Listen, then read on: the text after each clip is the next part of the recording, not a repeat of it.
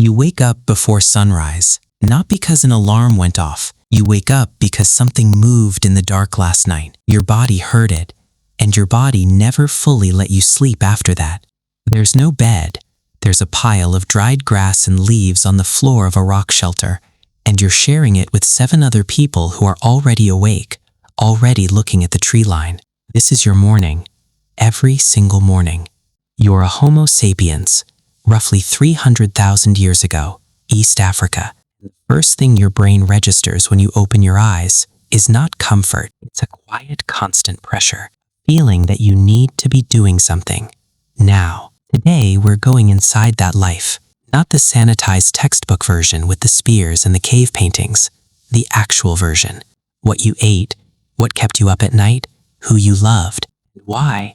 This is the part that gets me every time. Why so much of what drove you then is still driving you now. The first job of every day, without exception, was fire. Not breakfast, not hygiene.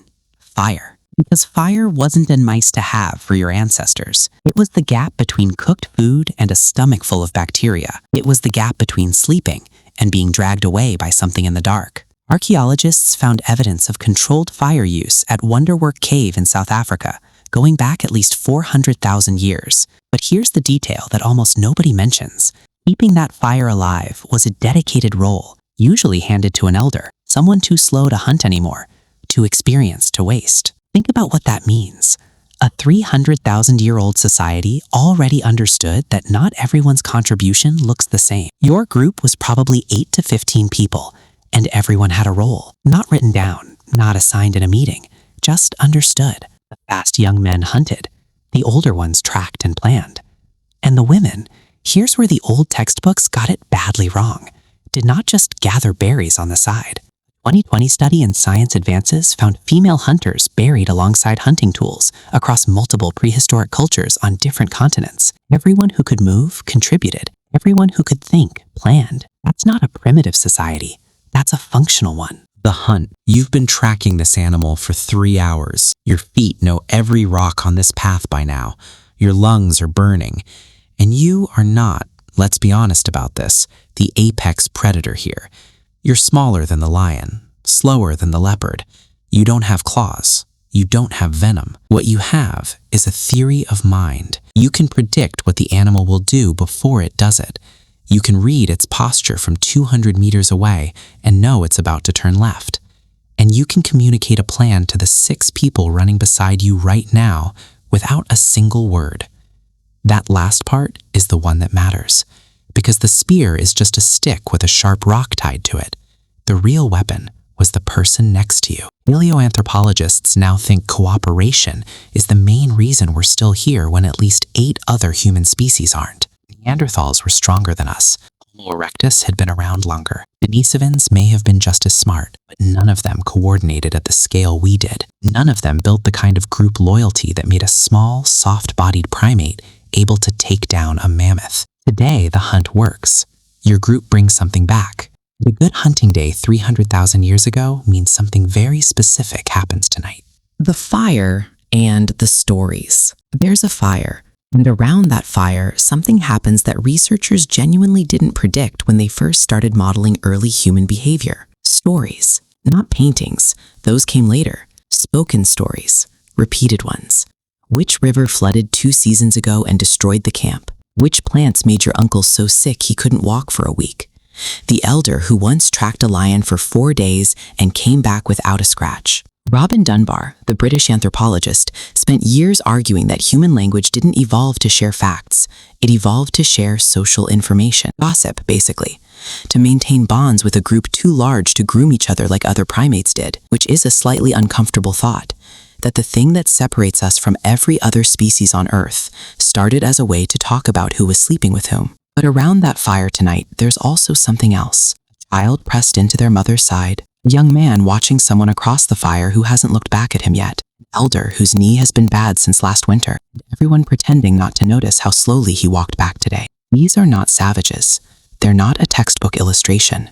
They're people with pride and longing and small, quiet worries. The same interior weather you're carrying right now. Loss in medicine. Let's not pretend it was peaceful, though, because it wasn't. Roughly half of all children born in prehistoric communities died before age 5. You knew loss the way you know weather. It was just part of what life was made of.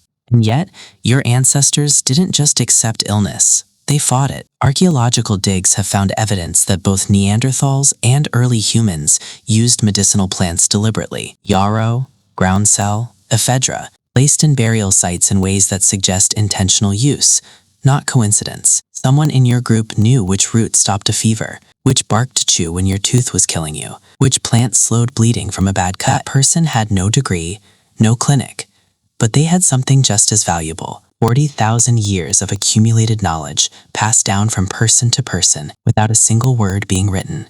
Your healthcare system was a grandmother who forgot nothing. The twist. Here's the part that stops me every time I think about it. The human brain has not meaningfully changed since the Upper Paleolithic, roughly 50,000 years ago. The brain in your skull right now is the same brain that was built for a group of 15 people on an open plain in East Africa. It was built for problems you could solve with your hands, for threats you could see and smell and outrun, for a social world you could hold in your head because it was only 15 people. It was not built for 8 billion strangers. It wasn't built for a screen that never turns off. It wasn't built for a world where the danger isn't a predator, it's a notification. So when you feel overwhelmed for no clear reason, when you want deep connection but somehow feel more alone than ever, when your body floods with anxiety about something that isn't physically threatening you at all, that's not a character flaw. That's a 300,000-year-old nervous system running software that was never updated.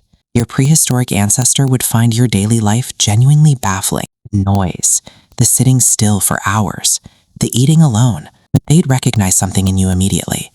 The way you search for your people, the way you tell stories when things get hard, the way you still, even now, do your best thinking when there's a fire nearby and the room is quiet.